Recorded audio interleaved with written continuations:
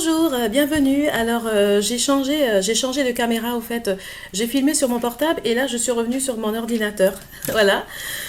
Parce qu'au fait mon portable est tombé en panne. Voilà. Donc au fait, alors comme je vous disais, il faut faire attention parce que tous les démons ne sont pas des démons. Il y a des vrais démons et il y a des faux démons. C'est-à-dire que dans les personnages qu'on vous présente comme des démons, il y a des personnages qui sont des vrais démons, mais il y a aussi des personnages qui sont des faux démons. Donc, il faut faire attention à l'apparence qu'on vous montre. C'est pas parce qu'on vous présente quelque chose de façon horrible, qu'on vous présente quelque chose de façon, comment dire, de façon qui fait peur, que c'est forcément un démon. Donc, il faut faire attention. Il faut faire attention. Et on peut vous présenter aussi quelque chose de formidable, quelque chose, oui, de quelque chose de très bien, et puis que c'est pas quelque chose de bon. Donc, il faut pas vous fier à l'apparence dans la vie. Je pense qu'il faut aller au fond des choses. Il faut aussi voir la qualité des choses et pas seulement vous arrêter à l'apparence de ce qu'on vous présente. Il y a un proverbe qui dit, un proverbe religieux, écoutez, qui dit que l'habit ne fait pas le moine. Oui, l'habit ne fait pas le moine. Et quand on dit que l'habit ne fait pas le moine, c'est pas parce que tu vois quelqu'un qui brille, quelqu'un qui a des bijoux partout, qui est forcément bien habillé. C'est pas parce que tu vois forcément une personne qui a une belle robe que c'est forcément une personne formidable. Après, d'accord, la personne est peut-être bien habillée, mais essaie de la connaître un peu plus et essaie d'aller en profondeur, essaie de voir qui est cette personne, de la connaître un petit peu.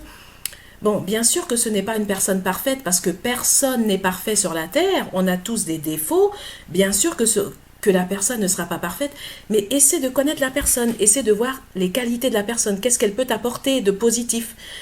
Mais ne juge pas la personne seulement parce que la personne est formidablement bien sapée et bien habillée, parce que ça ne veut absolument rien dire.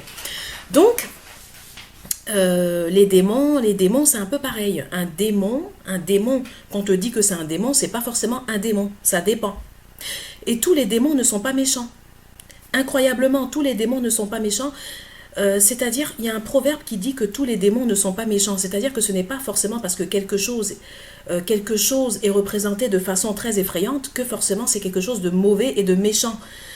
L'apparence de quelque chose n'a rien à voir avec l'intérieur. Donc ça, c'est important. C'est pas parce qu'on va te représenter quelque chose de façon monstrueuse. Je veux dire, c'est pas parce qu'il y a un immense, je sais pas, un immense truc de je sais pas combien de mètres, un immense truc qui vient vers toi, de plusieurs mètres, que c'est forcément quelque chose de méchant. Tous les démons ne sont pas méchants, tous les démons ne sont pas des démons. Donc ça, je précise. Voilà, en tout cas, je vous le dis parce que c'est par rapport à mon expérience. Tous les démons ne sont pas des démons. Tous les démons ne sont pas des démons. Il y a des vrais démons, c'est-à-dire que dans les démons, dans les créatures qui sont représentées de façon démoniaque, vous allez avoir des vrais démons, mais alors là, des vampires qui sont là que pour sucer le sang, pour prendre la chair humaine, pour prendre les esprits humains. Et vous avez aussi des entités qui sont représentées sous la forme de démons, mais qui ne sont pas des démons, qui ne sont pas des esprits qui vont venir vous massacrer, vous tuer, qui sont vraiment, mais pas des démons du tout. Pas des démons du tout. On dit que c'est des démons, mais c'est pas des démons. Donc, bon, apprenez à faire la différence entre les vrais démons et les faux démons et faites attention aux apparences. L'habit ne fait pas le moine. C'est pas parce que quelque chose est extraordinaire devant vous que ça brille, que c'est forcément quelque chose de formidable. Allez en profondeur, essayez de... Enfin, je veux dire, moi je vais en profondeur maintenant. Je ne m'arrête plus aux apparences. Moi, je parle pour moi. Je ne vais pas vous donner des leçons. Je ne suis pas là pour vous donner des leçons, mais je suis là pour vous partager mon expérience. Donc, d'après mon expérience, moi maintenant, je ne me fie plus aux apparences. L'habit ne fait pas le moine. Je vois quelque chose de formidable, d'accord, c'est bien. C'est comme quand je vais au marché, voilà, je vais au marché, je trouve un article formidable, des belles, comment dire, je trouve des belles boucles d'oreilles au marché ou un beau collier, d'accord, il est beau le collier, c'est bien.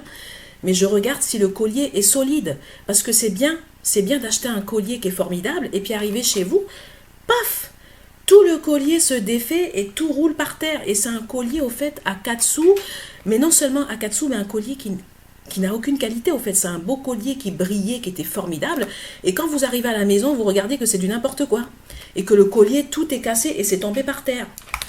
Donc, il faut faire attention, ne pas se fier aux apparences. Il y a des démons, d'accord? Oui, il y a des démons, ça c'est la vérité, mais il y a aussi des faux démons. Tout ce qu'on vous dit que c'est des démons, c'est pas forcément des démons. Donc faites attention. C'est pas facile, c'est vrai, quand on ne connaît rien dans la spiritualité, quand on débute dans la spiritualité, qu'on ne connaît rien, on ne sait pas qu'est-ce qui est bien, on ne sait pas qu'est-ce qui est mauvais. Et c'est un peu comme ça à l'époque même qu'il y a des peuples qui avaient même peur de vénérer leurs entités spirituelles, parce que la religion on leur a tellement raconté que c'était pas bon.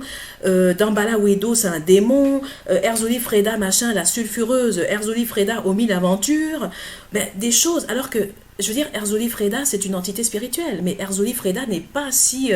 Enfin, je veux dire, Erzuli Freda ne va jamais venir vous assommer, elle ne va pas venir vous tuer, elle viendra jamais. Je veux dire que si vraiment il y a un meurtre, si vraiment il y a quelqu'un qui meurt chez vous, ça ne sera pas Erzuli Freda. Faudra chercher ailleurs.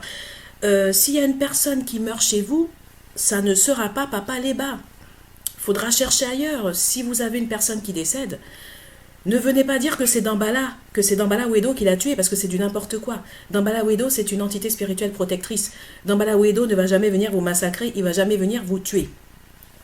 Donc, voilà, donc, non mais je vous le dis, franchement, et voilà, donc faut faire attention, voilà, faut faire attention, et comme je dis que toutes ces entités spirituelles ont été diabolisées d'ailleurs même, faut dire que dans tous les pays, dans beaucoup de pays, il y a d'entités spirituelles qui sont des divinités protectrices, qui ont été vraiment mais diabolisées, mais qui ont été vraiment traitées comme des démons, des diablesses, de tous les noms.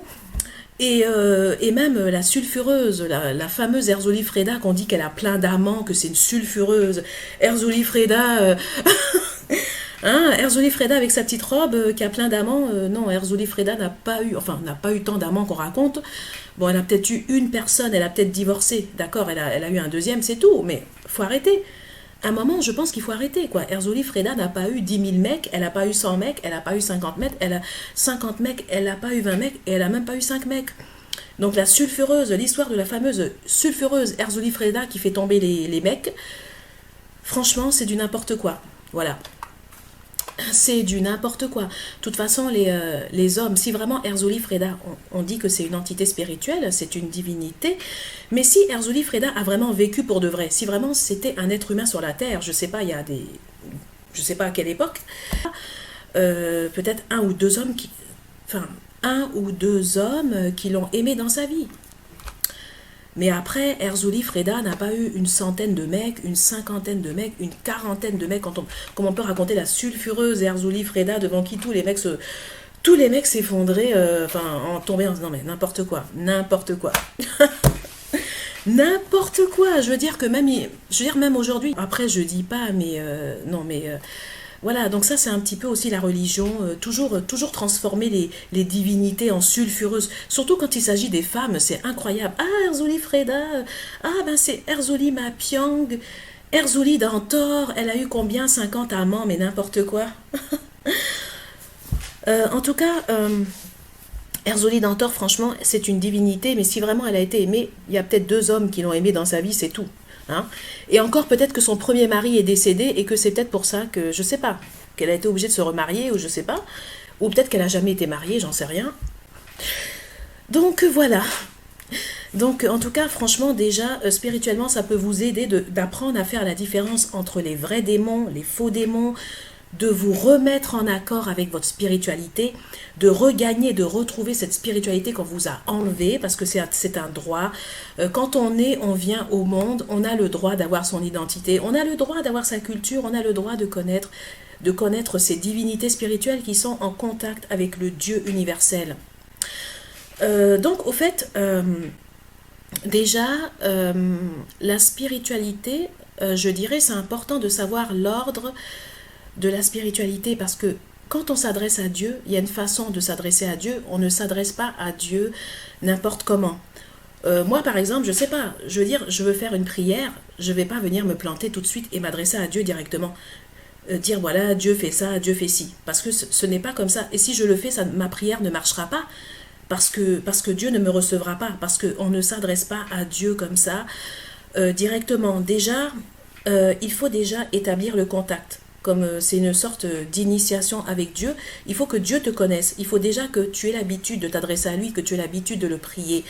Et c'est vrai que tu n'as pas l'habitude de prier Dieu, et tout d'un coup, comme ça, tu vas l'appeler. Bon, après, je dis pas il peut se manifester, oui, parce que si tu le connais pas, tu n'as pas eu l'occasion de le connaître, ou peut-être que on t'a fait des études où on t'a pas tout expliqué et qu'on t'a pas permis de le connaître. Donc c'est vrai que des fois, tu peux ne pas le connaître, mais il y a un ordre, il y a une façon de s'adresser à Dieu, au fait. Il y a une façon de prier, de faire la prière. Et malheureusement, le problème, il y a beaucoup de personnes qui ne savent pas comment s'adresser à Dieu, qui ne savent pas le prier, qui sont croyants mais qui ne savent pas.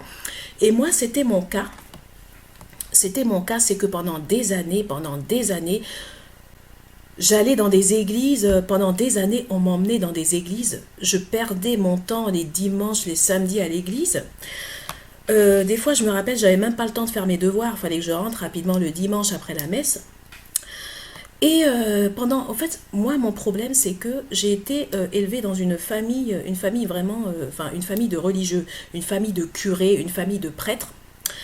Parce que moi, du côté de mon père, ma famille, c'est vraiment des prêtres, des curés, des bonnes sœurs. Donc moi, j'ai grandi dans ce milieu-là un peu sectaire, un peu religieux, et j'en ai souffert d'ailleurs. Je vous en parlerai, mais j'ai vécu dans ce milieu-là. Et du coup, on m'a pas appris à prier Dieu. Au fait, je n'ai pas appris à m'adresser à Dieu. C'est-à-dire que on me parlait tout le temps de Dieu. On m'emmenait à l'église. On me mettait tout le temps dans les histoires de Dieu, l'église, machin, la Bible et tout. Mais on ne m'a jamais appris vraiment comment m'adresser à Dieu. Et c'est que je suis arrivée à l'âge de 20 ans. Je ne savais toujours pas faire de prière. Je ne savais pas réellement comment m'adresser à lui parce qu'on ne m'avait pas vraiment montré la voie pour m'adresser à Dieu. Parce qu'il y a une façon de s'adresser à Dieu. On ne s'adresse pas à Dieu comme ça, au fait. On ne s'adresse pas à Dieu comme ça. Donc forcément, moi, ce qu'on m'a appris dans ma famille, ce qu'on m'a appris dans plusieurs, je veux dire, dans plusieurs paroisses, je dis franchement, où je suis passée, on ne m'a pas appris à prier Dieu et du coup, je ne savais pas le prier. Et c'est terrible quand tu arrives, quand